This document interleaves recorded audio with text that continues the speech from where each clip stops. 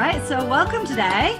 We are doing problem solving and a pretty cool course that Charles has done a lot and is going to be sharing a lot of his valuable information, which I'm sure you guys will take a lot from today. And my name is Christina McGrath. My company is WellFit Living, and I do one-to-one coaching in addition to I just launched, or I will be launching on August 1st, my 4-week online nutrition, movement, and recovery and sleep course, which is super exciting. So that sounds great. Yeah.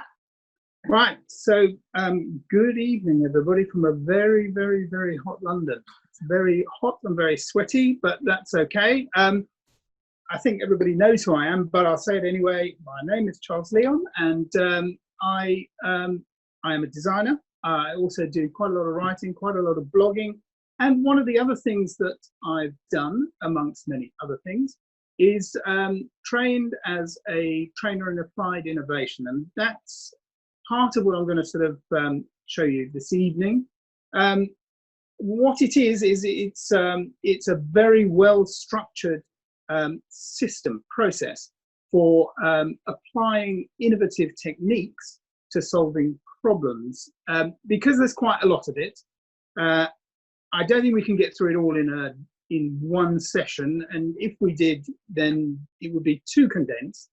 So I've broken it into 2 sessions. There's this week and next week.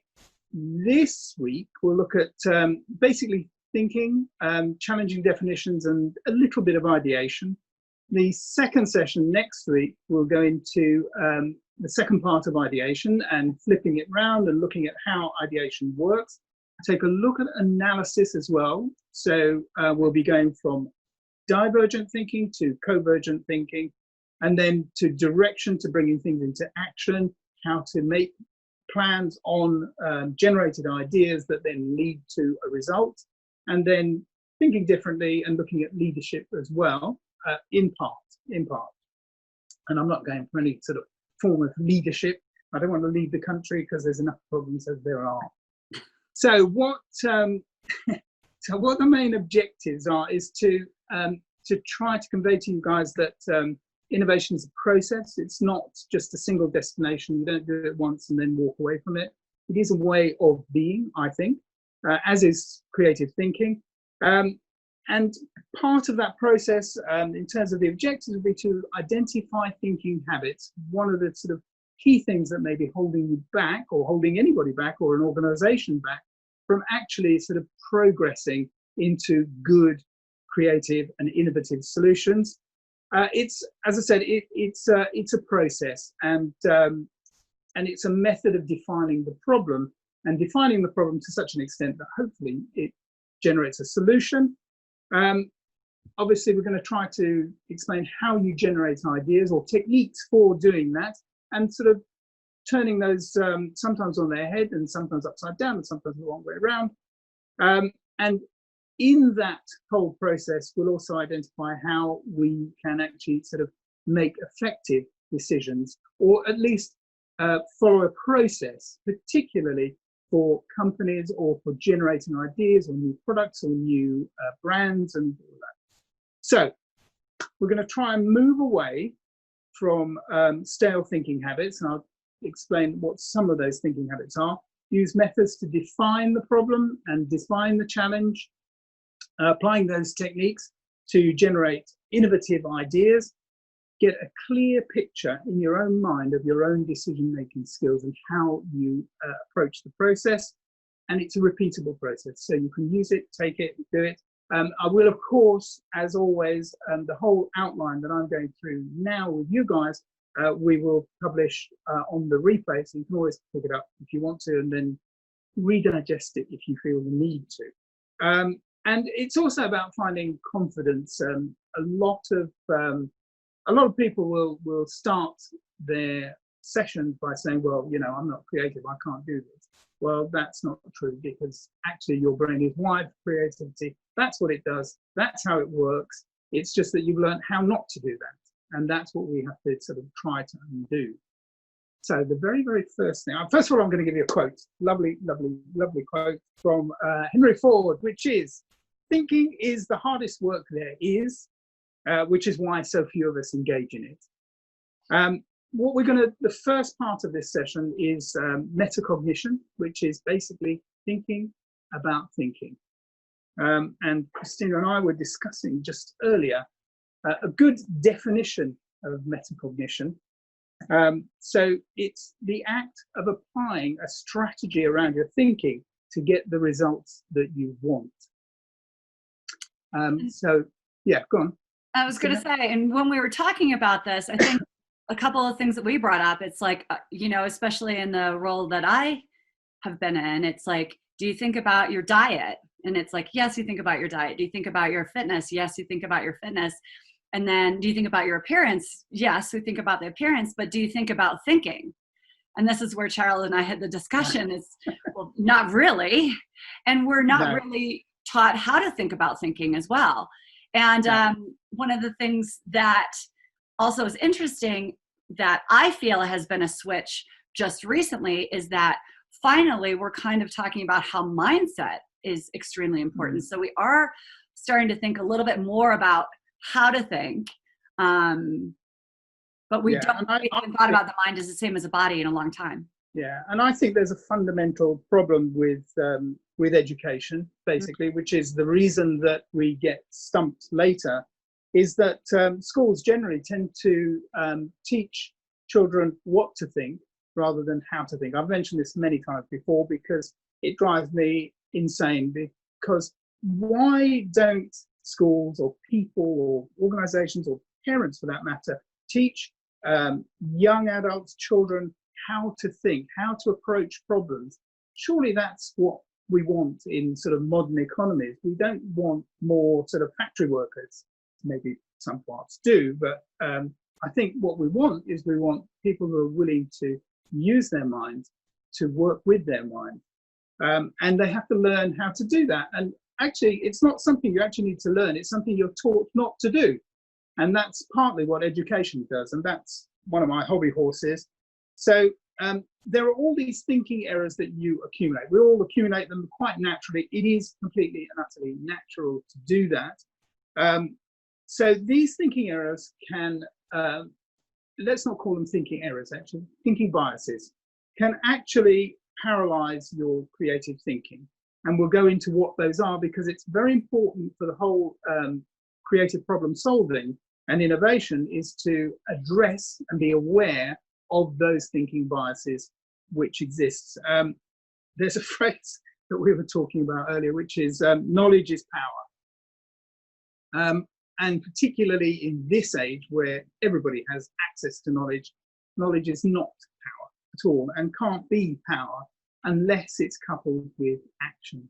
So I think if you've got knowledge multiplied by action, that may be power. And I think the example, Christina, was one of my favorite quotes in doing all this hero's journey adventures that I've been doing is the quote from Morpheus in The Matrix was, there's a difference between knowing the path and walking the path.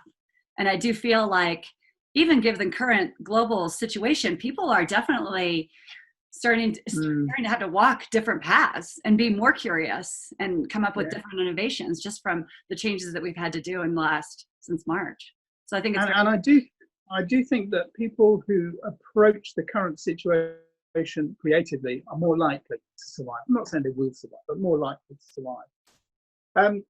I guess the other thing too, before we really sort of launch into problem solving, what it is and what it's all about and thinking errors and all the rest, is the difference between creativity and innovation, which I've got a definition. I've written it down. So therefore it must be a good definition. So creativity, right, is the incubator and cultivator of new ideas, which are born from existing knowledge, which then is combined to form new neural pathways in the brain, leading to personal original thoughts. So very simply, that's pretty much an example of how your brain normally thinks. Now, there's a lot of overlays on that, which are about assumptive thinking, reactive thinking, selective thinking, that we're going to come to in a moment. But innovation is not quite creativity. Creativity is a subset or is useful for innovation. So innovation is the marriage of creative thinking and sound logic. So it's both sides of the brain. And when applied together, they create a new and potentially better solution or direction for one to explore and deliver. So innovation is about the practical side of delivering creative ideas. And I think we've all suffered from probably generating lots and lots and lots of ideas and then not really doing anything about them. And that's probably because we have one part of the process which is sort of blocking or stopping or not allowing the next part of the process to happen. So in fact, even the World Economic Forum has quoted 3 key skills for the future. This was from 2016. The first is complex problem solving. These are competitive advantages from the World Economic Forum. The other is critical thinking. Well, critical thinking is just about as old as it's possible to be. And then creativity, of course. So what these 3 key skills need is structure, of course, and then divergent and convergent thinking. So divergent thinking being the, and I've got a little slide that I can perhaps show you. So divergent thinking is, if it will come up on my screen, and it does, is basically, here it's sort of visualized, is divergent thinking is where you spread outwards with your thinking, and then you begin to play with those ideas. Convergent thinking is where it comes back together and gets funneled and takes you, in essence, from A to B. So that I'll also put up afterwards, if you want it, on the replay. So one of the sort of, apart from convergent and divergent thinking, the other thing is, of course, that contributes to all of this is the environment. And the environment in the macro sense and the micro sense as well, in terms of fuel, energy, movement, dynamic, flow as well, that we've spoken about many times. And I think, well, Christine is much better qualified to speak about the sort of the need and the necessity for sportsmen and for athletes to adopt principles of small steps that make a big difference. And that's been one of the big things we've been talking about. Sorry, yeah, and I think, like, when we were talking about, and this just adds to, if you want to have complex problem solving, creativity, critical thinking, and divergent and convergent thinking, is you have to actually set up yourself to have energy, to be pain-free, hopefully, and, you know, be clear. If you've got my newsletter, I'm really diving into Neurogenesis with Charles about, like, how to actually make your brain and your mind a lot sharper in order to make these connections. And I do feel like the All Blacks, and then I don't know if any of you have seen recently the documentary on Michael Jordan, but it's called The Last Dance, and he talks about all these little things and a lot of these things, the critical thinking and the creativity and the different ways of thinking that the team had to do in order to start from kind of almost from scratch, from a losing team to a winning team.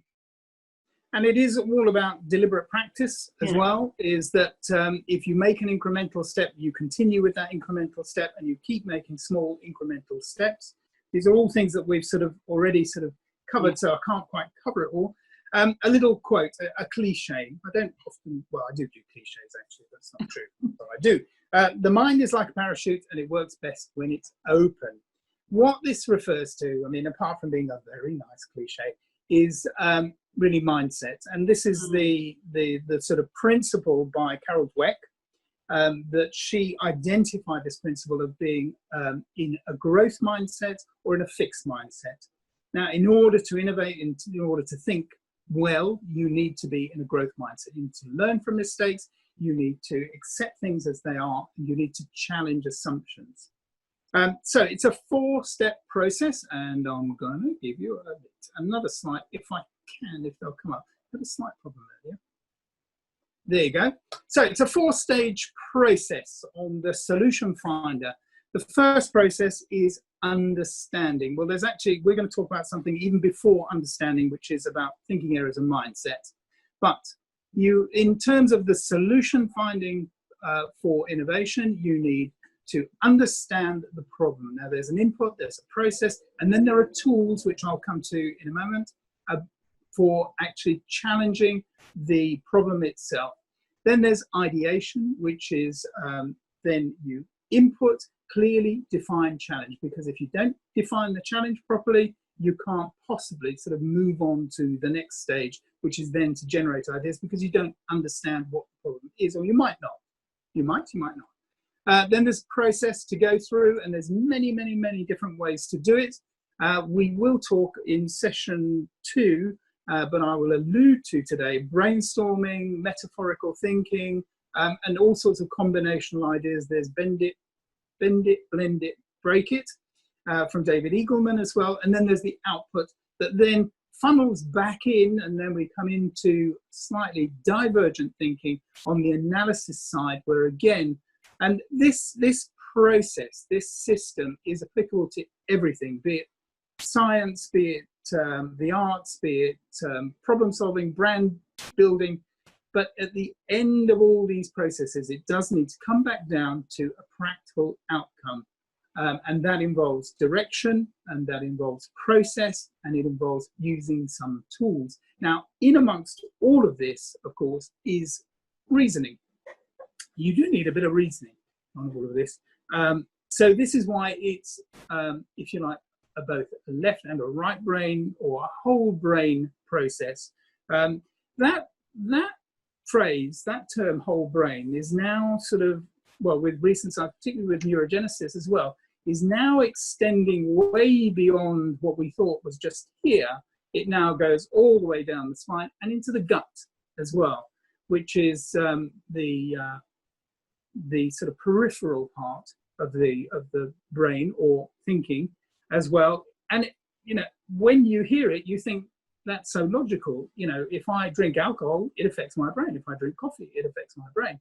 So what you put in is contributory to what you get out. Now, fortunately, the brain is or the whole body and brain is a fantastic mechanism for stabilizing all of these things to find homeostasis. And it is remarkable what the abuse that we give our bodies, that they still remain at a reasonably constant temperature, that we're able to breathe, that we keep our heart running, and that we're able to move around as well. However, that's another discussion for another day, of course. So, common thinking errors. I'm going to start with the first of these, or it doesn't matter which order we do it, selective thinking. Now, this, well, I'll give you a quote. I'll give you a quick quote from Francis Bacon. Human understanding, when it has adopted an opinion, draws all things to support and agree with it. And we all do it. It's also called confirmation bias. It's where we have an opinion of something, we formed a belief or an opinion or a habit, and then we draw all the information we possibly can in order to support that information. So we don't see things, and we can't. I mean, we can't see things just as they are. We see them as we are. So we are the main contributor. I'm going to do a little test on all of you, right? And you can answer. Do you want to unmute everybody just in case? Oh yeah. Well, okay. So we just have them, you can just put it in the chat. Oh, I'm no good at that. I don't know where to put it. Okay. Well, I'll organize that, because Charles got me on this one today. Well, I get everybody, because it's natural. It's the way we think. If I ask you the question, how many birthdays does the average man have in his lifetime? So if anybody wants to answer in the chat. I'm looking at the chat, and I don't see it yet. Kim is the only one that's off mute. Okay, Marie-Therese has got it right. Oh! Barry, I'm very disappointed. Barry actually knows, though. It's one, of course. You only have one birthday. Okay, here's another question just to muck around with. Some months have 31 days. How many have 28? I'm not going to wait too long for the answers. A lot of you will have said, well, one. In fact, I've seen Lucy. One came up. No, I said one. every month has 28 days.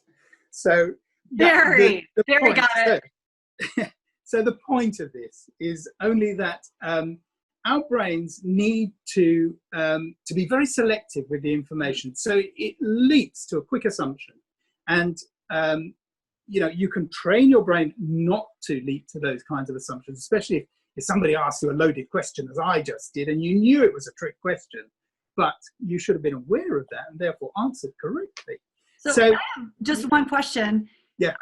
With this selective thinking, I know we've talked a lot about this, but is this also similar to the optimism bias? Whereas if something happens, it's good to you. Well, you're they're both cognitive biases. Optimism, but all these biases become intermeshed and interrelated, and partly because they're based on belief systems and habit systems. So yes would be part of the answer, but the selective thinking is one that particularly binds a lot of things together, because to be honest, that's how we view the world, and the only way we have of viewing the world is through our senses and our eyes and our bodies and our perception. So it's all very well to think that we're seeing reality, and again, this is a huge discussion to have another time, but we don't see reality. We don't see the world as it is. We see the world as we are. So one other question. Sorry, go on. We didn't discuss this one, but so with the growth mindset. Yes. If you have, is that separate from that? You've still got all these biases, but if you have a growth mindset and therefore you're much more open to questioning and challenging and learning. Whereas if you have a fixed mindset, you're only looking at the problem in a specific, very controlled way. Your mind is, or you are controlling what you see, and therefore you're not open. So the simple example of that would be someone who thinks that they're good at sports, but has a fixed mindset, therefore will not compete in certain things because they're afraid they may lose, and then people will think differently of them. Whereas someone with a growth mindset will be willing to have a go, very simply. So just very, very briefly, that sort of selective thinking is that we need to chunk things together. This is what our brains do naturally, and they do it, and there's very good reason for doing it, is energy conservation. Brains use huge amounts of our oxygen, of our energy. I mean, 20%, I think it's only 2% of our weight. So therefore, it needs to chunk things together. Now, chunking is brilliant as well, and it is a creative technique as well in terms of selection and association, but we'll come to that. So second sort of thinking error or bias is reactive thinking. This is firefighting. Daniel Kahneman, sort of in his brilliant book about thinking fast and slow, talks about two systems of thinking. One is the fast reactive thinking, and the other is the slow sort of cognitive, pensive, assimilating thinking. The problem with reactive thinking, this is very, very basic human, not just human, animal need, is to fight, flight, or what was the third F? Well, I better not say. Anyway, but we know what it is. So it's, and particularly in the modern era, no, it wasn't freeze, what I was thinking, but anyway. But particularly in the modern era where information is coming at us faster and faster and faster. So we tend to be reactive. I mean, the first thing I bet most people do when they wake up in the morning, and I know that my wife does it before she even has a cup of tea, is she looks at her emails or she looks at her phone. That is reactive thinking, basically. It's sort of the thing that we do in the heat of the moment without necessarily thinking, but you need to be aware of it. That's all. You don't need, you can't get rid of it because that's how your brain works. And we're dependent upon those habits. We are always dependent upon those kinds of habits, because without habits, we'd be using far too much energy and we just wouldn't survive. So you have to have it, but you have to be aware of it, particularly when you're trying to solve a problem. And that brings us to the third segment of thinking biases, which is assumptive thinking. Now, this is quite difficult, actually, particularly with Black Lives Matter and and all sorts of Me Too movements and all these things. The reason that we group these things together is, again, it's an energy conservation thing that our brain does, because in order to file, if you like, information, it must chunk it together. It must stereotype. So there is a slight problem with this. Now, I'm not going to, for problem solving, it's not necessarily about stereotyping or racism or anything like that. But what it is about is that we always assume things on certain things that we're doing, and we assume them because we have to assume, because you can't think about everything. There's a very famous story from Daniel Dennett about a robot who's stuck in the middle of nowhere with a nuclear bomb just next to him, which he could easily defuse by just pressing the button. But in order to make the decision, and because he has no priority, this is actually about emotion as well, which emotion kicks in for humans. Because he has no emotion, therefore he can't decide in priority terms between the price of tea in China or whether it's important to defuse the nuclear bomb. So, of course, he gets blown up and dies, obviously. So a very good way to find and understand your assumptions and your values, because values and assumptions are quite closely related, is to list out your heroes, which is one of the exercises we'll come to later. The other really important thing to say about assumptions is that, and this is from Bo Lotto in his book Deviate, which is absolutely brilliant, is that he talks about how we generate stories, and through stories we generate beliefs and we generate habits, and that forms our assumptive bubbles, if you like, or assumptive world. Now, the edge of that, this is from someone else, Stephen Johnson, is called the associate possible. And in order to be creative, you have to stand outside of your assumptive self in order to take a risk, and that's stepping into uncertainty. So that is, in effect, a very good visual metaphor for the creative creative process, which is stepping out of certainty into uncertainty, and all the time our brain is fighting with us to get certainty. It wants to have meanings, reasons for stories, you know, how things go. Why is the sun rising tomorrow? And it will form reasons for that. But to think creatively, you have to step outside the bubble into uncertainty, and that means sacrificing assumptions to some extent. So part of here's a silly story, right? About you cannot assume that the past will necessarily, particularly if you're thinking creatively, will necessarily mean that it will happen in the future. And the silly story about this is, of course, the turkey in the farm, a turkey who is happy, healthy, and his best friend is the farmer who brings him food every morning. He loves the farmer. And then, of course, one day, just before Thanksgiving or just before Christmas, the farmer carries the turkey away and cuts his head off. So you can't assume that that the moral of the story is, you can't assume that things will remain the same forever. At some point, you have to challenge the assumption. Doesn't mean you get your head cut off, of course. I think it's interesting, like we were talking about, Charles, is just like what's going on right now. Obviously, in 2020, I was like, retreats, all this stuff, buying tickets, travel, and then all of a sudden, that was probably not a good assumption for what's going on right now.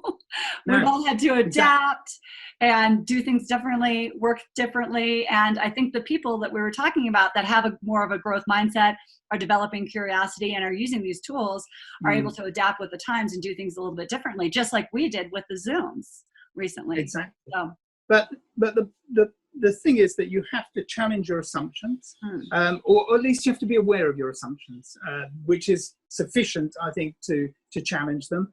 Particularly if, we'll work on an example. In fact, actually, what I meant to say to everybody, if you're going to turn up next week as well, and with that in mind this week, bring a mental problem. I'm not asking you to actually bring a problem with you, but bring just a very simple problem with you, because if you apply some of these rules to a problem. So the problem I think that we were messing around with, let's say, how do you clean a floor?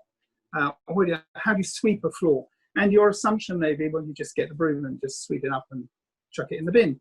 Well, that may not be the best way, but you don't know that unless you challenge the assumption of, you know, why is there dirt on the floor? How did it get there? How do I pick it up? How do I gather it together? Is there too much static? Should I perhaps undo the floor rather than undo the dirt? I mean, there must be a million ways to think about a problem like that. And I think it's once you're aware of the biases, then you can actually challenge them. You don't have to get rid of them because, as I say, that's how your brains work. And that's a way to find sort of creative thinking freedom, I think. So if you think about it, really, you spend, I don't know how many hours you spent at school doing math, or, I mean, God knows, and how much of it was really useful for you, or you spent learning English or whatever, but I bet none of you spent very much time at all at school, particularly in actually learning how to study or how to learn. I mean, it seems such a fundamental thing, and that's what we need now. We need young people, or not necessarily young people, any people who want to innovate and can think differently. So, right, there's what we call a creativity toolkit. There are 5 basic components to innovation, and I've got a slide, of course, which I'm going to bring up on the screen. Right, I'm just going to bring this up very briefly. This is actually from a company called OpenGenius that I trained with, and this will be part of the information. So the 5 basic points are understanding, ideation, reasoning, analysis, and direction. And we'll come to, we'll come to all of those eventually. So basically, if you become strong, I should say, in all 5 areas, then you've got a very good chance of being able to innovate and ideate very carefully, very well. And the other part of all of this, of course, is that most creative thinking is based around association as well, and associative factors. Now, it's interesting as well because that's also how memory works. And the memories that we hold strongest are those that we associate with emotion, with something visual that is tangible. So, and it's very much the same with all creative thinking, is that it tends to be about association. This is where David Eagleman's sort of 3 basic methods of ideation come in, which is bend it, break it, blend it. So, so it's a 4-step process which has got 5 components, as it were. So we're on to now, and I'll show you just that 4-step process again, just for your liking.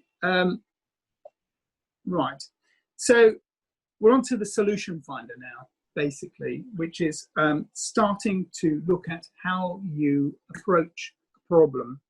I'm going to give you a quote from Einstein, of course, who said, "If I had an hour to solve a problem, I'd spend 55 minutes thinking about the problem and 5 minutes thinking about the solutions." And another quote is, "If you change the way you look at things, the things you look at change." And finally, just one more, which is from, I think it's from Henry Ford again, is he must have been a really smart guy. If everyone is thinking alike, then somebody's not thinking, which I love that quote.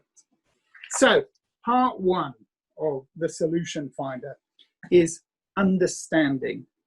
One of the key things to any sort of problem solving or challenge solving is to define what the challenge is, and that's not quite as straightforward as just stating it. So one of the better ways to attack that problem is to start by asking yourself, and we call this the understanding toolkit, is to ask what you actually know. What are the facts? What are the real hard, cold facts? What do we actually know? The second part is, what do we think we know? What do we assume? What are our assumptions that are not based on fact, that may be based on opinion, that may be based on feelings, that may be based on all sorts of other things? And then finally, what do we think we need to know? So what do we need to go and research and find out? So that's a very good way to start of looking at the problem and defining what the problem is, because the problem isn't always the first thing you think of. And again, back to the example of there being a floor that needs cleaning, or you think needs cleaning. Well, it might be that maybe it doesn't need cleaning. Maybe you need to move house instead. That might be easier, might even be cheaper. I don't know. But I mean, the point is that you need to work out what you know, and what are the facts. Well, the facts are there is dirt on the floor. And what do we think we know? What are the assumptions that, well, an assumption might be that if we sweep it up, it will be clean. I mean, that might be an assumption. It could also be a fact, admittedly. But an assumption might be that when it's swept up, that you've actually cleaned it. Well, you may not have cleaned it. There may be bacteria, there may be all sorts of other things. And what do we need to know? You need to know what things have to happen in order for it to be clean. So that's the first part, is sort of breaking down the problem first of all. The second step, really, and we're still looking just at the problem, we haven't started with any ideas yet, is reframing the problem. So it's instead of just saying, you know, oh, I've got to sweep the floor, you might say, how can I clean the floor? That's step one. Then you might say, well, hang on a minute, let me completely reframe this, and let me think, how would someone who is physically impaired clean this floor, and what would be their disability or their inability to do this? Or how might a child do it? Or how might someone with sciatica do it? So you need to reframe the problem. That's another step. And a great example of this, I think, is Fosbury, who completely and utterly reframed high jump. Prior to Fosbury, people were doing scissor kicks, Western rolls. I think there were a few other methods of getting over a height. And he suddenly sort of thought and realized that perhaps you needed more acceleration, you needed a springier starting point, and you might be able to move your body in a different way. So he completely reframed the problem without thinking, how can I just do a higher scissor kick?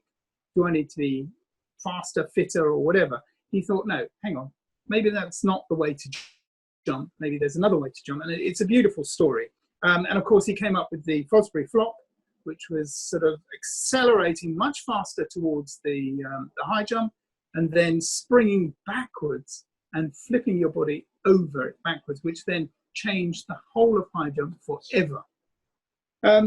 This is a good point. There's something called the 5 wives and 1 husband, which is 5 W's and 1 H, which is yet another way to reframe or to restate or to review the problem.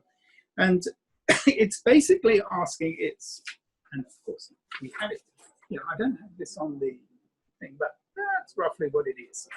So very, very simply, it's asking 5 times W, which is what, where, why, when, who, and then asking how. And again, this gets you to attack and to reframe and to restate and to shuffle around with the problem. So what resources do I need? Why does the goal or challenge exist? I mean, it might not be that this is not the problem at all. It might be that there is another problem that is, you know, maybe we ought to clean up the whole of the ozone layer and pollution rather than necessarily cleaning our floors, for instance, as a silly example. Where can I best solve this problem? What is the best ways to find solutions to this problem? And when does this need to happen? What sort of action? So gradually you're beginning to sort of reshape and refashion the problem. And who can help? What resources? Who will benefit also from this? And how? How does it affect people? And how, or activities for that matter? And if you answer, or how will people benefit? If you answer all those questions, you're well on your way to redefining or defining the problem itself.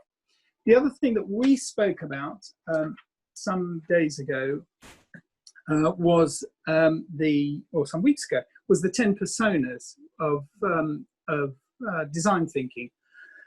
And these are basically the structure, but we'll come to that a bit more when we come to brainstorming.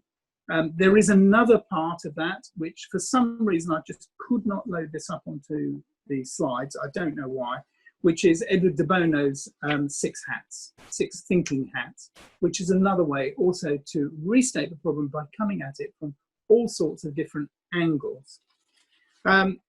There's one that I really, really, really like, which is to actually sort of view a problem in terms of other people. And I just alluded to that a bit earlier when I talked about reframing. So when you state your challenge, you can then say, right, well, how would Einstein look at this? How would Sancho Panza look at this?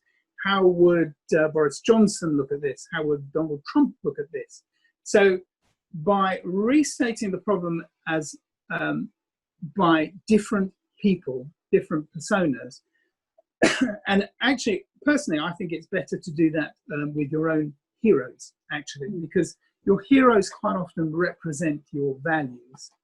And therefore, you're coming at it from your angle rather than a completely different angle. But a completely different angle is not a bad thing, and it's actually a very good thing as well, because it, again, reframes and restates the problem. But the secret here, the whole thing is to completely restate the problem. One more technique that's included in this, or can be included in this, is to flip the problem. So this is where you would say, you would state the problem, which might be, I need to get from A to B. And then, no, it's not a good example. I need to clean the floors. And then you would state the exact opposite of that and say, I don't need to clean the floors, or why do I need to clean the floors? By stating the exact opposite of what you're trying to solve, you actually reveal more about what the problem is. So that's also a very, very good and very strong technique for restating and understanding the problem. Because as Einstein said, you need to understand the problem long before you even begin to think about solutions. What we've always found whenever sort of brainstorming ideas or anything like that is that by really sort of focusing on the challenge or the problem, you actually end up by almost sort of self-generating the solutions, because the questions you ask are so challenging, or can be so challenging, that you're actually sort of finding the solutions as you go. That doesn't mean you shouldn't generate ideas, and there's lots of depths of ideas to get into. So that's some of the sort of basics, and some of it is also to do with mindset, is that really you must challenge the assumptions. And I think, you know, for instance, Dyson is probably a very good example of this as well, in that he sort of basically challenged, do we need a bag for a Hoover, or Hoover? No, whatever you call it. Vacuum. Right word. A vacuum, that's the word I was looking for. And then realized, well, no, that it's not a good solution, but it's partly the way we've always done things. So people assume that that must be the only way to do things. Another one that interests me always, that is based on how we've always done things, is the keyboard, which is the QWERTY keyboard, which really doesn't have any reason to be that way nowadays, because it was originally developed to stop keys from clashing when you're typing. Because you had the keys on a typewriter that would be flying up and down, if you got very close and very fast, they would actually foul and they wouldn't come back down. So therefore they arranged it so that the most used keys would be in certain positions and the least used keys would be up in other positions, so that they didn't sort of constantly sort of bump into each other. So that's an assumption that we've carried along with us. There is actually a term for that, but I've forgotten what it is. So we do need to redefine the problem, and to be honest, that's almost the biggest part of the whole thing. Ideation is the fun bit. This isn't fun. And then eventually you get on to analysis, which then begins to hone down, but you need special skills for analysis, and that's where a little bit more logic comes into it. So then we begin, and I'm only going to touch on the first little part of this this week, which is about ideation, is generating ideas. And the reason is that it's a very, very big subject, and there's lots of things we can say about it. One of the, I suppose, the leading premise in all of this is that there is no such thing as a bad idea. In fact, to some extent, the worse the idea, probably the better it is for the solution. Again, back to Dyson, what is it, 2,615 prototypes and iterations. And he always says, well, that was 2,615 attempts to show me what doesn't work so that I knew what does work. So there's no such thing as a bad idea. And in fact, the more successful brainstorming ideation sessions are those where there are thousands of stupid ideas that are thrown out. And the more crazy, the more wild, the more stupid, to some extent, the better, because it may not be that that's the idea that goes forward, but it is an idea that might generate an inkling of a solution or an atom of a solution. So ideation is basically about generative thinking. It's building the ideas, and it's a particular technique of building ideas. And it's all about quantity, definitely not about quality. At this stage, at the beginning, now we're really sort of into divergent thinking. You need to think, well, the example, and again, a cliche, is thinking outside the box, but I think better to say, just imagine that there's no box at all, that you're not boxed in any way, shape or form.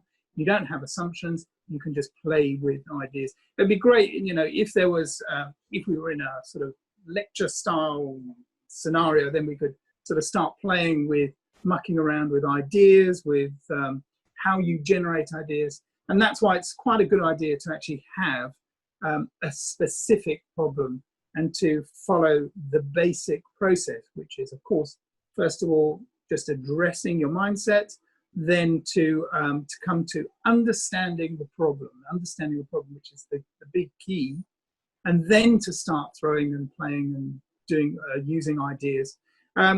We spoke before about the 10 personas when we talked about design thinking, and this is really the core of it. And this is part of brainstorming. Brainstorming can be done very well and often isn't. It's often done very badly. Partly brainstorming doesn't work if you try to just, if you suddenly have a problem in a company and you say, right, everyone quick into the boardroom, let's just brainstorm this and find a solution. That's not how it works, and it won't work very well, because you'll get people who won't answer, people who will answer too much, people who will agree with too many people because of the social pressure. There are techniques for doing that, which I'll get into next week, I think. So the 10 personas, the thing about the 10 personas, and also of Edward de Bono's thinking hats, which are just there, is that you need a range of approaches in order to really sort of get the best out of brainstorming. As far as Edward de Bono is concerned, and Edward de Bono was, I think, in the 60s and early 70s, a psychologist who came up with the whole concept of lateral thinking. So he has 6 hats. The blue hat he calls process, and different people can wear different hats at different times, but it's a concept, a metaphor, if you like. The white hat is the person who is responsible for facts. Red hat is for feelings, for emotions. So you can see how all these things overlay on any problem, any design, any solution that you're looking for. Green hat for creativity. Yellow hat is benefits, like who benefits, how do they benefit, what ideas are going to be useful, which are not. And then black hat for cautions. So at some point you do have to say, well, you know, hang on a minute.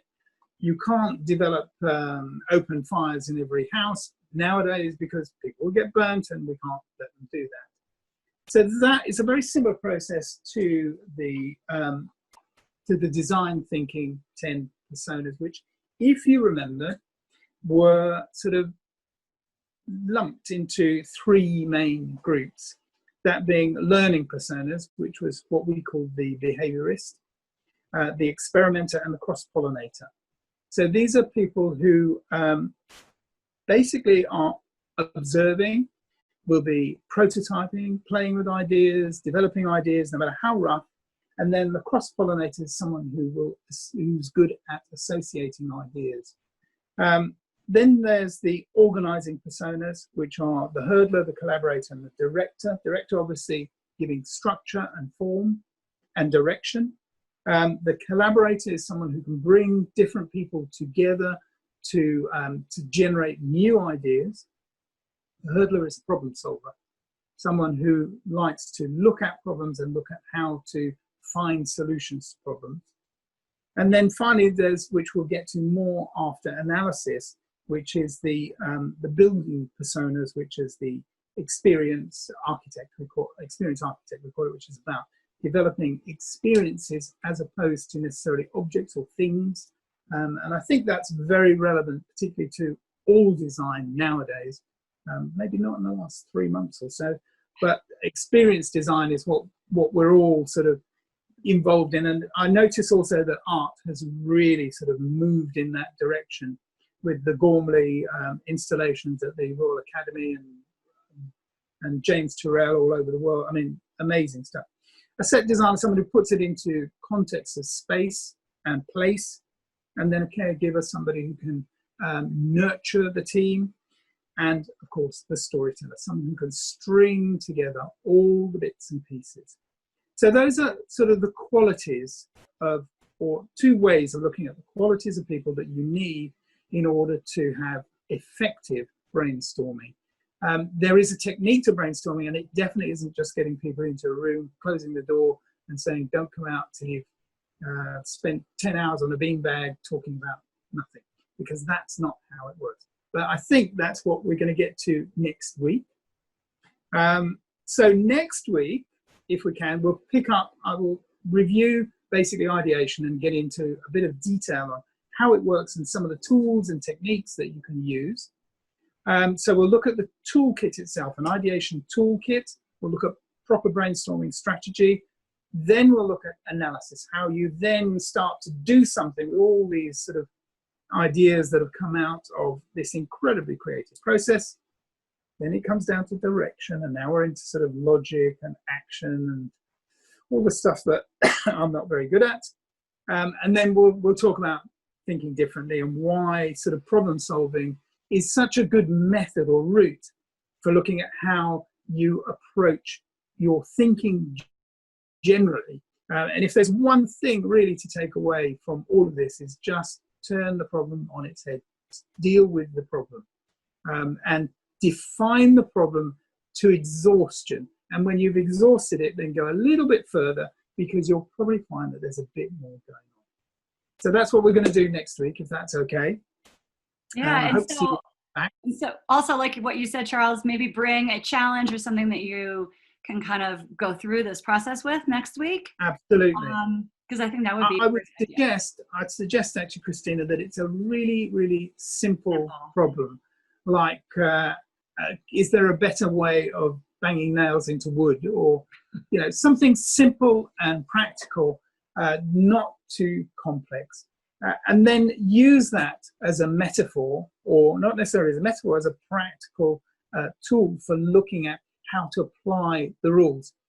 And before we get there, then, if you've got a minute, if you fancy, then just take your little problem, whatever it is, and just try to work out what your assumptions are on it, what your selective thinking is on it, and what your reactive thinking is on it. So that will help you to get started on just play with it. I mean, it doesn't matter what the problem is, it's just to muck around with it and to be playful. Be as playful as you possibly can, because nobody's going to judge you. We're not even looking, so you can just get on with it. So that's it for this week. Yes. Hopefully you'll pick all of you up again next week if you're there. I will send out the we'll send out the replay, and I'll send out any of the sort of supporting materials that I have, and the outline, which has got all of these things sort of listed out in a nice graphic form. There you go. Great. All right. Thank you Good so night. much.